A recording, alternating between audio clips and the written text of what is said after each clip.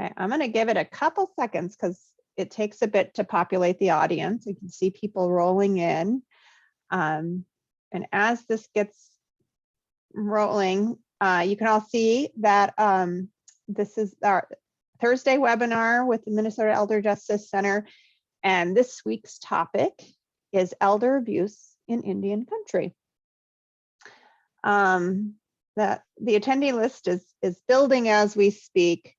I'll move us through this first part so that you can have as much time as possible, Jackie, to talk about the rest of it and give everybody the info they wanted. Somewhere along the line, you found us. We're the Minnesota Elder Justice Center. This is our mission statement, is to mobilize communities to prevent, allay, and alleviate elder abuse, neglect, financial exploitation, and older Americans and vulnerable adults. We do this with public awareness and professional education, which is a big part of what today is. We do work in public policy arena, and we of course have direct service. And so I want to hone in a little bit on that so you know who to contact. This is our victim services advocate line. It's 651-440-9312. It is a helpline that is staffed Monday through Friday, regular business hours. And there's also a contact us form on our website, elderjusticemn.org. And I really think it's important that you know how to reach our advocacy services. These are the upcoming webinars we have going on. They're typically on Thursdays at 1. We only have one more this year, which is going to be overview of the Older Americans Act and in Indian country in the state of Minnesota, and that's going to be led by Leonard Geschik from the Minnesota Board on Aging. And then on January 6th, we'll return and have a Q&A session on powers of attorney. We will offer as much as possible free CEUs. Well, CEUs are offered and this is free. We never provide a cost of this. For the logistics piece, I want to let you know you are all on mute, but we do encourage participation. Absolutely want to ensure that you're engaged in the process. It's always best to use the Q&A box for speaker questions on content because it's easier to track.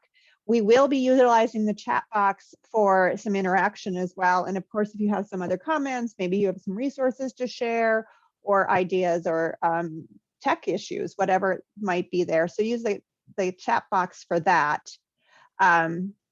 There should be, are they going, there should be some closed captioning going on that is auto generated. You would hit the live transcript to get those or turn them off if you don't want them anymore. And then after the session is over, I will email out the certificate of attendance. You can self-submit them, and whatever field you're working in, it is pre-approved for social workers. We also will record it and it will be available upon request. It takes a few days to process and get going. And then of course, there is a survey that will automatically generate after it is over. And we really would love to see you chime in on that and share. I really use them to develop other ideas and content down the line. So with that, I'm happy to introduce Dr. Jackie Gray. And she recently retired as a faculty member at the University of North Dakota, but she's still serving as a director at National Indigenous Elder Justice Initiative. She is of Choctaw and Cherokee descent, but she's going to give you a little more background on that here. And you will also receive a lot of information about her background here. I provided the link to her full bio that's on the Rural Health UND website.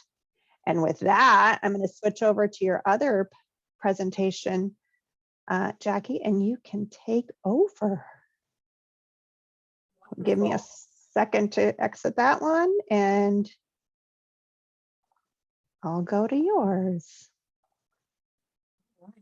Thank you, Renee. And it's an honor to be here with you. I'm looking forward to our time this afternoon to talk a little bit about elder abuse or what is elder abuse, and Elder Abuse 101, kind of some of the basics about elder abuse in Indian country. Next slide. A little more about myself. I'm director, as Renee said, of the National Indigenous Elder Justice Initiative, or NIJI. And I am a Choctaw Cherokee descendant. I'm now a professor emerita at the University of North Dakota and a licensed professional counselor. Next slide. I'm also a mother of 2 sons, a grandmother of 6, and a great-grandmother of 2. So I'm really happy to get back to Oklahoma where I can spend some time with those grandchildren. So let's start things out, and I'd like each of you to use the chat box and either put in one thing that you know about elder abuse or one thing you want to learn about elder abuse. And I'll give you a minute or so to start putting some of those things in so that we can kind of see what are the things. It happens too often, absolutely. Thank you, Nancy. It's underreported. Amber, you're absolutely right. It's often done by someone they know. It's highly underreported. Wonderful. It's great to see these things. So mandated reporters are on the line. It crosses all demographics. Lots of financial abuse and scams. Absolutely. Elders don't report their abuse enough. Why is it so hard to prove? That's a good question. It happens in the home and in facilities. There are different types. Results from stressed caregivers, not taken seriously when elders report. Okay. Wanted to know what the prevalence is in Native American communities. I'll talk a little bit about that. All Hey, Jackie, right. can I ask real quick, is the PowerPoint still sharing? I've got a message. It is. Okay, good. Okay.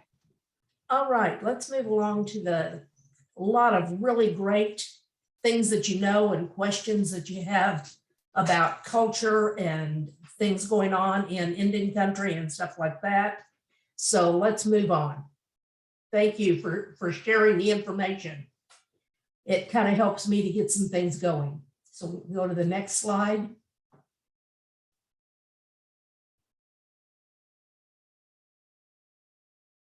Is the next slide showing? It is not. Oh. Okay, I think this should do it. Did that do it? No, that moved it out of the show. There it is. Okay. The next slide. We'll This get is there. So I'm not sure why it paused, but you see everything now and we're good to go. we're good. Okay. Okay, now, according to the U.S. Department of Justice and the Department of Health and Human Services, 1 in 10 Americans over 80 has experienced either abuse or neglect, making it a priority as far as social justice for all of us.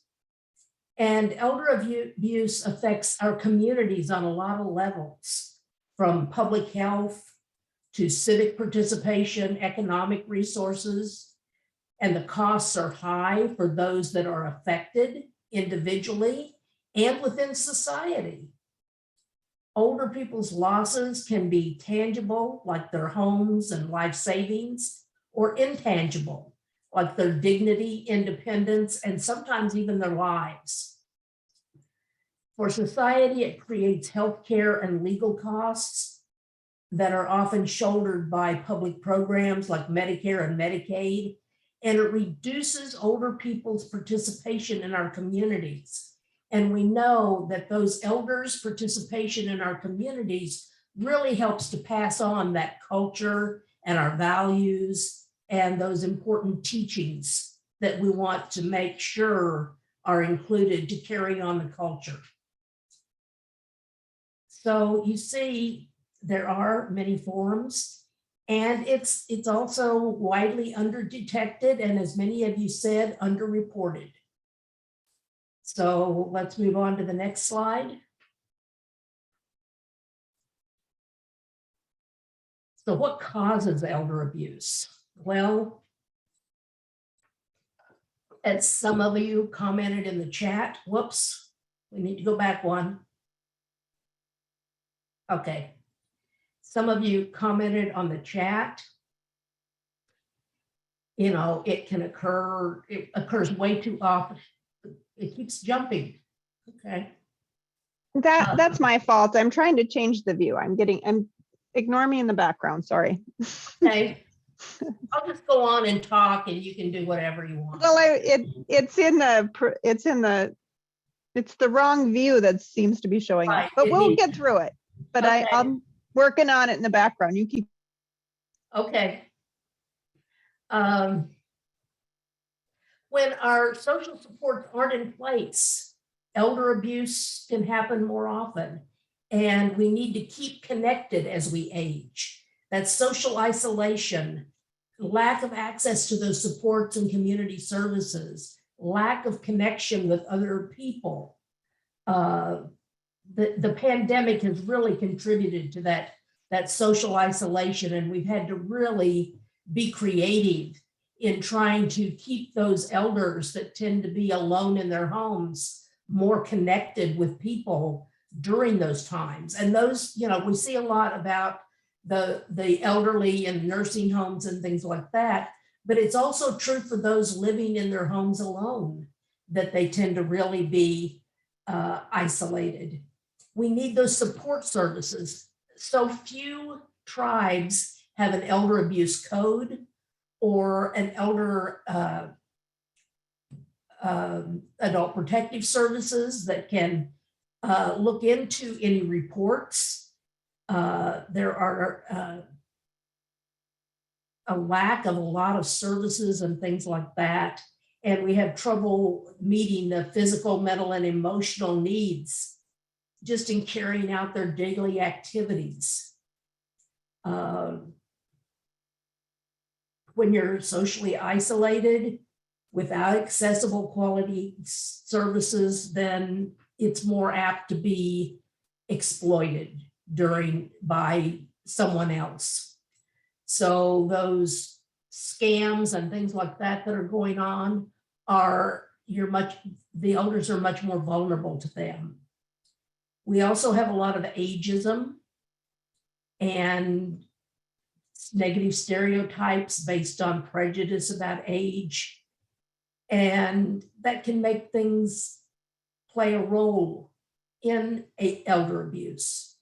And we're hearing that older adults and elders are not respected as they used to be. And maybe those older adults didn't teach the old values to their children as they grew up. And now they don't treat their elderly right because they were never taught. So a lot of those things working together are what cause abuse, but it can be prevented if we work together. We need to create those stronger societal values that support all of us as we age. Next slide, please. All right, we talked a little bit about there are different types of elder abuse. The following the types that are up here are commonly accepted as the major categories of elder abuse. Although there are some distinctive types that are defined, it's not uncommon for an older person to experience more than one type of mistreatment at the same time or at different times. So when we talk about physical abuse, that's the use of force to threaten or physically injure an older person or threaten to injure. Psychological and emotional abuse includes verbal attacks, threats, rejection, isolation, or belittling acts that cause or could cause mental anguish, pain, or distress to an older person. Financial abuse, theft, fraud, misuse, or neglect of authority, and use of undue influence as a lever against control or to gain control over an older person's money or property. Sexual abuse, sexual contact that is forced, tricked, threatened, or otherwise coerced upon an older person, including anyone who is unable to grant consent. Among indigenous populations, they may respond more to the term of bothering than sexual abuse. Has anyone bothered you? In neglect, we have a failure or a refusal to provide for an older person's safety, physical or emotional needs. Now, those are the most common legal types of elder abuse. But as I've worked in Indian country, it's come up over and over, spiritual abuse. And so we did some research and finding very little about spiritual abuse, wrote an article that kind of defines what spiritual abuse is for Native elders. And we don't see a lot of it outside Indigenous communities, but it can often overlap with neglect, financial, sexual, and emotional abuse. It includes actions that damage someone's subjective experience and personal practice of the sacred, creating severe disconnection with a higher power or other spiritual sources of meaning, resulting in harm to one's spiritual integrity, lack of access to spiritual resources to cope, and an inability to pursue spiritual growth. And as it says on the slide, multiple forms of abuse can occur at the same time or single ones at different times. And it's still all considered elder abuse and neglect. Next slide, please. Sure. Before we move on, I just want to pull out a couple things from the chat that maybe you can help with. There was a question that was asked by Iris Freeman and then reiterated by someone, is a question about intergenerational financial pooling versus exploitation. And then before you maybe talk about that, they like these definitions that you're sharing and wondering if they're available on the website. Yes, they are. And I hope it's still in my memory on my computer. Yes, it is. You can put it in a link.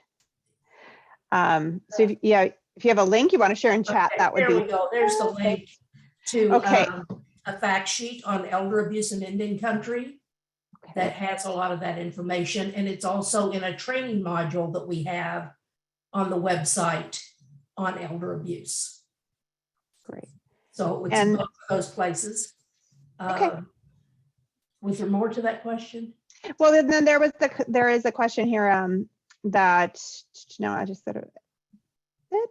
Sorry, I'm going to get it. How should we understand intergenerational financial pooling in a family versus what can appear to be financial exploitation? And if you have, maybe get to that at another point, that's fine. I just want to pull that one out. Get to that when I talk a little bit about financial exploitation. Okay. That is a good point to bring out. Yeah. And another one was here about sexual abuse being called bothering.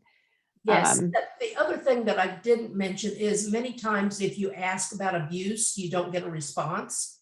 But if you ask about disrespect, and has anyone been disrespecting you, then you will get the story that leads to the information. That Indigenous elders don't tend to want to talk about abuse or, are you being abused? But they will talk about disrespect. Okay. Great, that's great. Now I'm moving to the next slide and All right. There.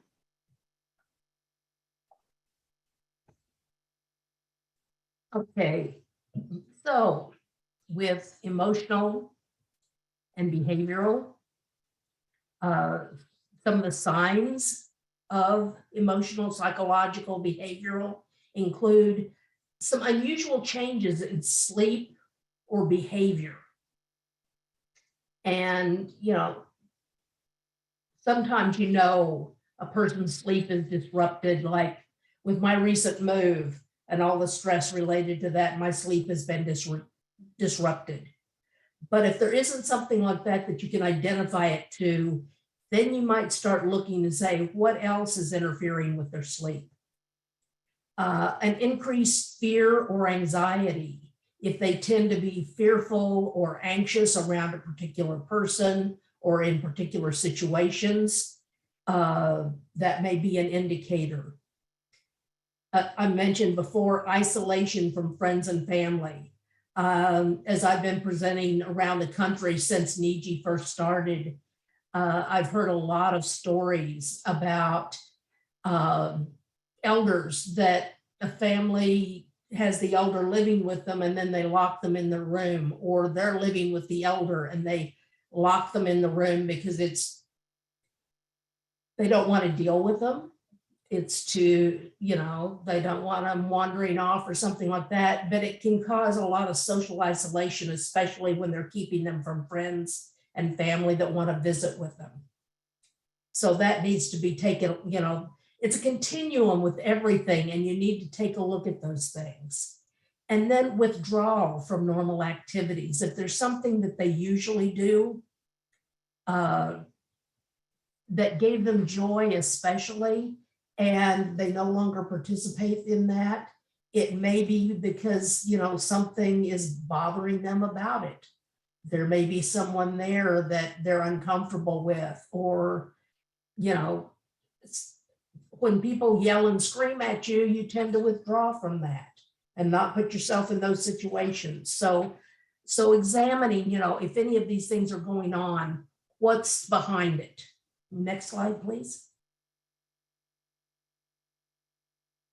Some examples of emotional and psychological abuse that we've heard over the years with presentations are grown children moving in with an elder and then drinking, fighting, taking their money, chasing away their caregivers.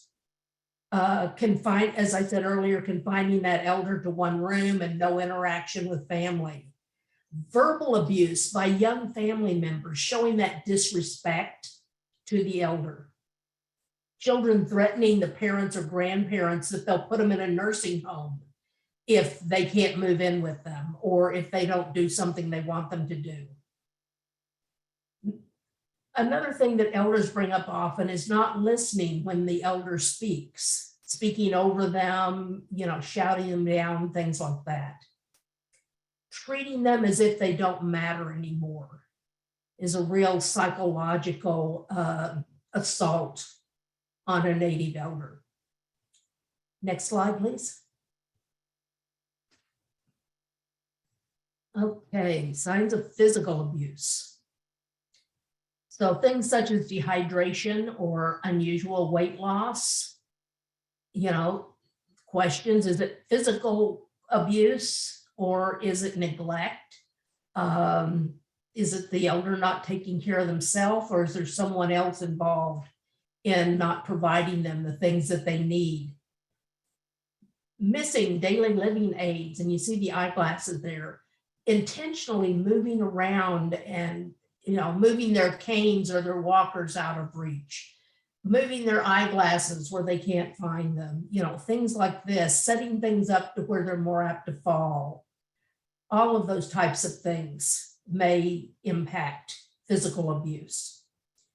When you find that an elder has unexplained injuries, bruises, cuts, or sores, I know I joked with my massage therapist when I was doing my move, because I'd have all kinds of bruises up and down my legs and on my side from carrying boxes and moving things around and things like that. So she was asking me if I'd been abused. And so we talked about that some because of the bruises that were showing up, and I had a legitimate excuse for those bruises. So we decided that she wouldn't report. Unsanitary living conditions. I probably get this call more than anything else, are, you know, either elders living in unsanitary conditions, or the elder has been moved in with a family member and there are very unsanitary conditions that they're living in that way, and having difficulty making a report because that family member won't let anyone in whenever they come to investigate. Those are the kinds of things that happen frequently and are really hard to address. Then unattended medical needs, are they getting to their medical appointments? Are they getting their medications? Are the medications being dispensed as they are prescribed? All of those types of things to make sure that that elder is getting what they need to have the highest quality of life. Next slide, please. Some of the examples that I've heard over the years include the elder being hit by an adult child. And we don't think of it a lot of times, but an elderly man with dementia hitting the wife. It may not be that it's intended abuse, but because of what's going on with one elder, there is abuse toward another elder trying to manage the anger and the fear and the things going on, especially with things like dementia. A daughter hits an elder stemming from the stress of dealing with that elder's needs and health. Well, that may be the cause of it, but we need to find other ways of handling her stress. So that again is physical abuse, and we need to get some sort of intervention in there. Drug taking and alcohol use that leads to yelling and hitting of other family members, especially the elderly. We see this a lot of times, especially when young people have forced themselves into living with that elder, or taking advantage in other ways as well. Next slide, please. So now we get to some of those financial signs, and some of those include getting fraudulent signatures on financial documents to be able to access bank accounts or Social Security checks or tribal payments or anything like that. Noticing there's been a lot of unpaid bills that either there isn't the money to pay it, or someone that's supposed to be paying them isn't paying them. Unusual or sudden changes in spending patterns. A will or other financial documents have been changed. Those are some of the signs, but we had some questions about intergenerational financial pooling versus exploitation. And we see that a lot in Indian country, and that's why you need to take a closer look at what's actually happening. When you have multiple generations living together and the elder's Social Security or other income is the only stable financial income coming into the household, you have to take a look at who else is living in the household and what are they doing to contribute to the well-being of the others living in the household. Is someone providing care for that elder?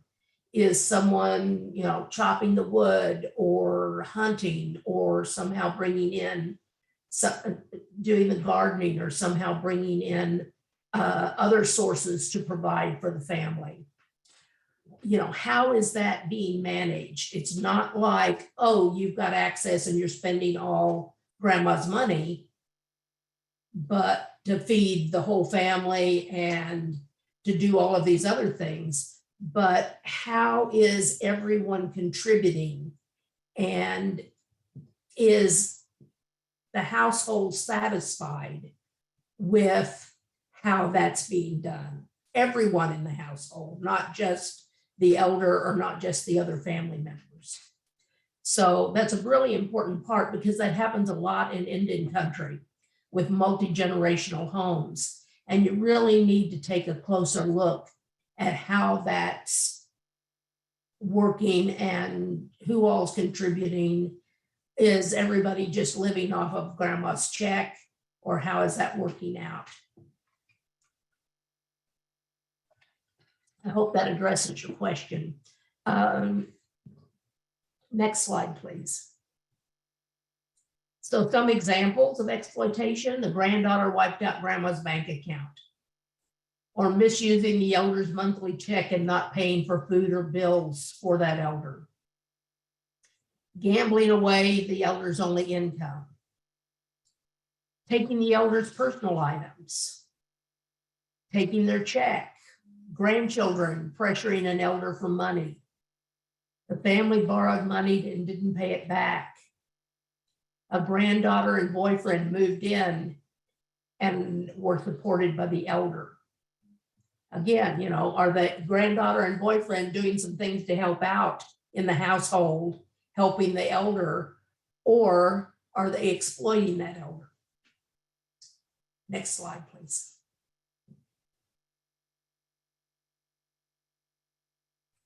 So how do you go about reporting abuse?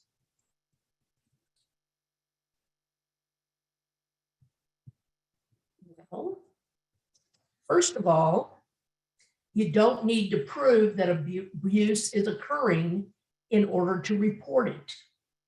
It's up to the professionals to investigate those allegations. And then they make a report in the instance of suspected abuse or neglect. And it's the right thing to do, to report. You know, if any of these things just don't seem right, make a report, let them sort it out. You can either report to Adult Protective Services, and we also have a way to identify local numbers for state and tribal hotlines on our map, and there's the website there on the slide. You just go to our NEJI website and click on the hotlines tab. That'll take you to it, and then you click on your state and it'll bring up a whole list, and it lists both the tribes and the state numbers. And Renee has put the Minnesota Adult Reporting Center number and link into the chat. And if you're in an urban area, I know there aren't a lot of long-term care facilities in Indian country, but they are in some of the urban areas that we have some native elders in those. And you can contact a long-term care ombudsman or connect to a local or state reporting number, or contact the elder care locator at eldercare.acl.gov or at the 800 number listed, and they're answered Monday through Friday from 9 to 8 p.m., 9 a.m. to 8 p.m. Eastern time. And then if it's an emergency, you can always call 911. Sometimes we have NEJI contacted because people want to report, and we do not take reports. If you have an emergency, you need to call 911. Especially around physical abuse. Okay. All right, next slide. I talked a little bit before about spiritual abuse. Again, it's defined as actions that damage someone's subjective experience and personal practice of the sacred.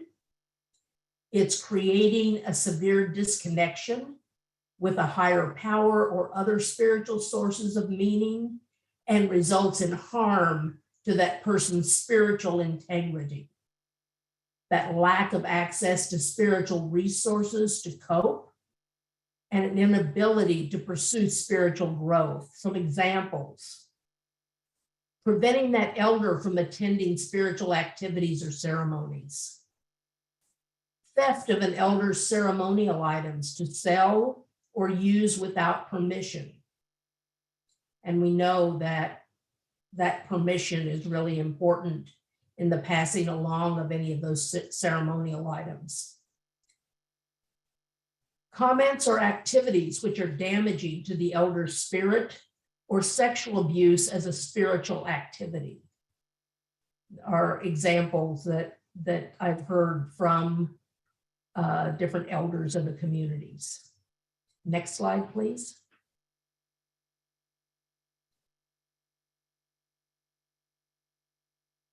Again, just kind of expands on some of those examples. Those ceremonial items taken from the elder's home by family, friends, or others. The sexualized touching, molesting, or rape as a part of spiritual healing or ceremonies that were conducted. Next slide, please. One of the things that we recommend with tribes is, whether they've got an elder code or not, is a starting point, is an elder protection team.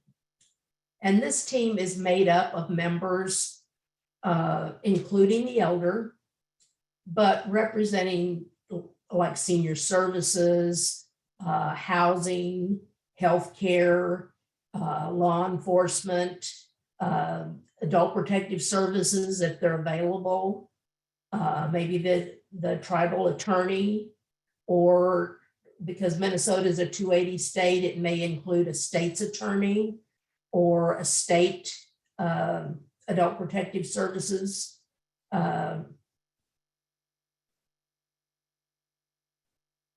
Personnel that can attend meetings. And, you know, when you have a situation that an elder needs some help, as in one of the examples that we had, that the daughter was stressed.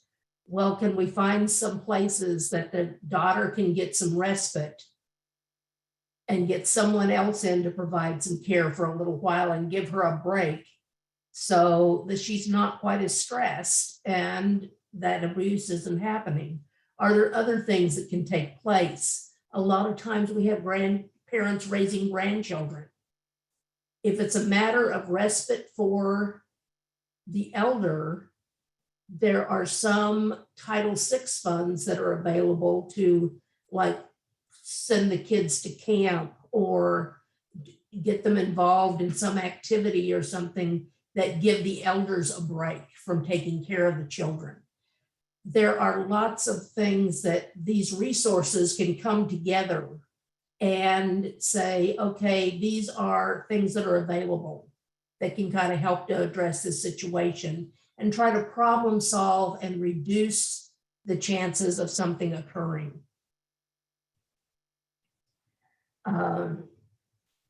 Jackie, there's a couple questions here that I wonder if now would be good to, it's mostly because they're both associated with reporting. They're in the chat here.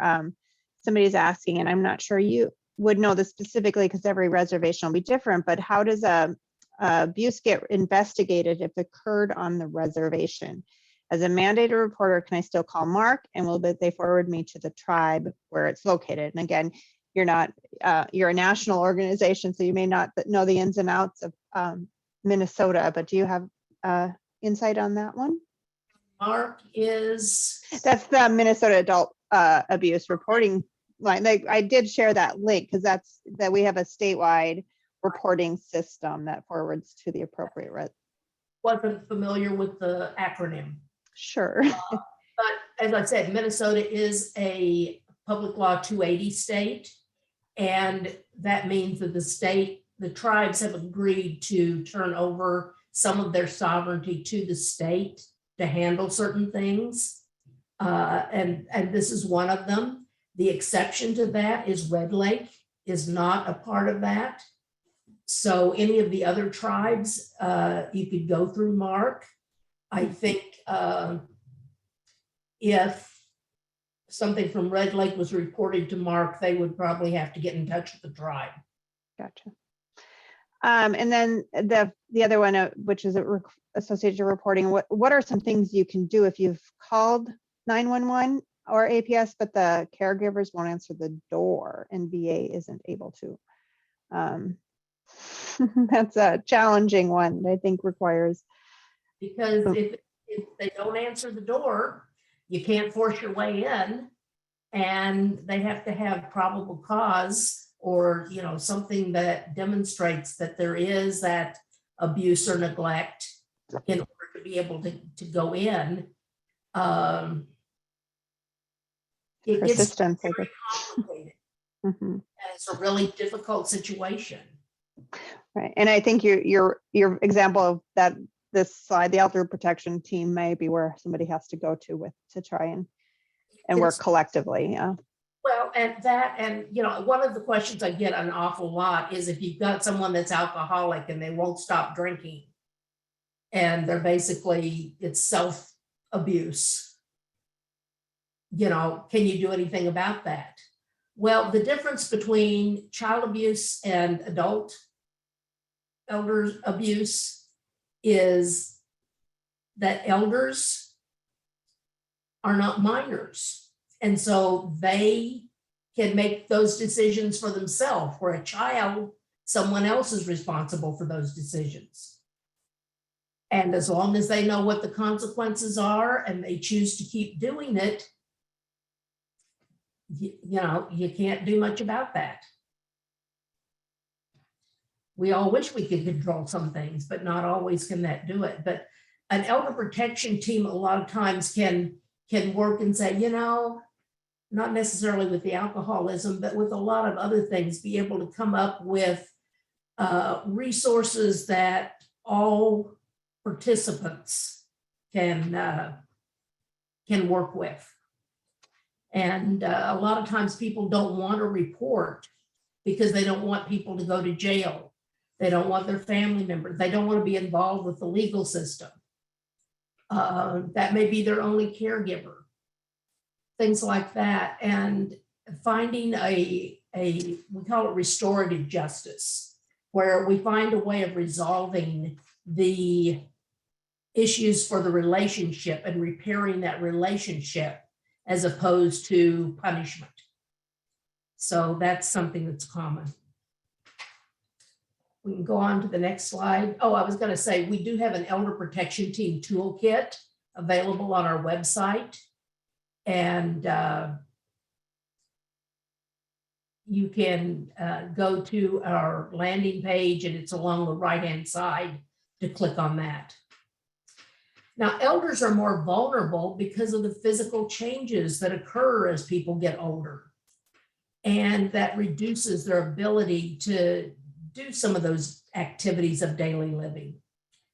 Things impact our health, like our vision is poorer, our hearing is poorer, our motor skills aren't as good, we drop things, we have trouble picking them up, opening pill bottles, all of those things are difficult. And the possibility of depression is a common thing that happens.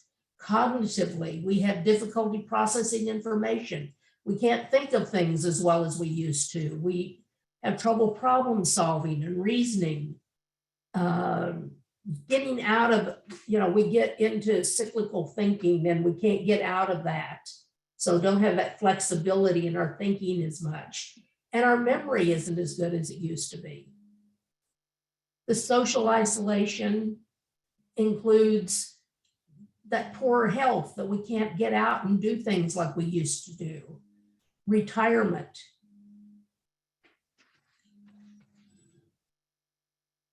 Okay. And having just gone through that, you know, there's a lot of social isolation. You move to a new community, you've got to have people that can help you, or you've got to really be active about finding a new doctor, finding a new social network, finding all those things that used to be established in where you lived before, but you move to a new place and you've got to reestablish all of that all over again. That loss, maybe it's a loss of a spouse or loss of friends. You know, during COVID, there was a lot of that, and not being able to have those funerals and things like that, where we come together and mourn those losses and reconnect with those other people in our community. Technology is advancing much faster than we can keep up with some of those skills. We were talking earlier that I was having some computer issues this morning and I didn't have time to work any of that out. So we're having Renee advance the slides instead of me. Okay, let's go on to the next slide. So some of the questions people have are, what can they do? Elder abuse, I said before, is preventable. So here are 5 things that everybody could do to prevent elder abuse. First of all, listen to older people and caregivers to understand what their challenges are and then provide support. Educate one another about the signs of elder abuse. A lot of people don't know what elder abuse is. And so educating them about some of the things you learn about today, we put the handout link in there. Go to that, make use of it, make use of any of the resources we have on the webpage that will help you. Some of our training modules and things like that. I just put the elder abuse in Indian country fact sheet link in there again. Report abuse if you suspect it, abuse or neglect, and do it as soon as possible. People don't always have time, especially the elderly, that, you know, any of this can cause a quick physical decline that is very difficult to recover from. Build a community that fosters social connections and supports. Having that network, whether it's through the senior center or some other resource, to help build those social networks so that somebody's going to notice if you aren't showing up anymore, if there's something that's happening that doesn't seem normal. All of those things are, you have a better chance if you build that community and that social network. And reach out to professional services for support where they're available. Find out what the professional services are in your community. And if you're an elder in need of those resources, reach out to get support from there or be able to offer information about it to someone else. Okay. Next slide. The other thing is connect with us. National Indigenous Elder, back one. National Indigenous Elder Justice Initiative, or NIJI. Our phone number, 701-777-6084, or email info@niji.org, or our website where we have a lot of resources. That's niji.org. And with that, we'll go over, I think there's a question in the Q&A. I don't know if we got to that or not. We haven't addressed that one. If you, I can read it to you and love to see you dive into it. It's like, any suggestions on how to deal with extended family issues as a housing provider when family behavior threatens the elder's continued housing? Okay. It's a challenging one. Let's try to get my head around all of this. Extended family issues as a housing provider when family behavior threatens an elder's continued housing. So I'm reading this as potentially a landlord or somebody is seeing that the behavior of the other family member is going to threaten towards eviction, perhaps, or something to that effect. Okay, I was reading it a little differently, but that's okay. But maybe that is right too. So you go ahead and answer in any way. Well, one thing, it comes back to, you know, who owns the home and where is the suspected abuse or neglect coming from. And if it's a matter of a family member owns the home, the elder's living with them, and they're threatening, you know, that the elder is going to have to move out, then it may be working with the rest of the family or the tribe, or maybe both, with the tribal housing authority and things like that, and the senior center, to say, okay, if that's not going to continue as a good housing situation for the elder, then what can we find? You know, are they eligible for housing through the tribe? Is that in a different location than where the elder is living right now? Is that a different community? Why are they living with this particular extended family member? Is it to get them closer to healthcare or some other services? Or is it all in the same community and it's a matter of just finding a different location working? And that's where your elder protection team can really be helpful, is to sort out what the problem is and then helping to find the resources that are in the best interest of the elder. That may not be what the elder wants, but you know, sometimes you have to find the best bad option because there isn't a real good option. I hope that's helpful. Other questions? Well, it doesn't seem more, so people are welcome to put them in Q&A or the chat. One of the questions I have had on my mind is, like, I've heard you talk about it before, and even you've said it so many times in your presentation in its own right, but the term elder means different things in Indian country, and I would love to hear more about that and share that information with the audience, because I think it's really poignant. Right, in Indian country, an elder, or someone with the term elder, refers to someone with a certain level of wisdom, leadership, things like that cultural knowledge that they can pass on, knowledge of the values, of the history, of those types of things. Whereas elderly is a term that's used for someone that's over a certain age. And many times I'll hear, like, the CHRs and others that are at meetings say, oh, I need to go talk to my elderlies, because they're really separating. They aren't elders, they're elderly, because they don't really follow a lot of those things and provide that cultural wisdom or a leadership or other things that denote them as an elder or a leader as far as those types of things are concerned. Great. I think that's really valuable, especially since both of us are with organizations. We have elder justice in Right. our title, and That's the curious term. as to the yeah. And we really try to make sure that we put elderly or older adult.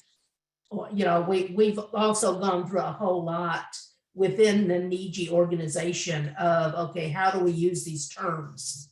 Because they don't mean the same. And so that's why you'll see a lot more older adult, elderly, you know, things like that, as far as terms that we use within our presentations. What other questions do you have?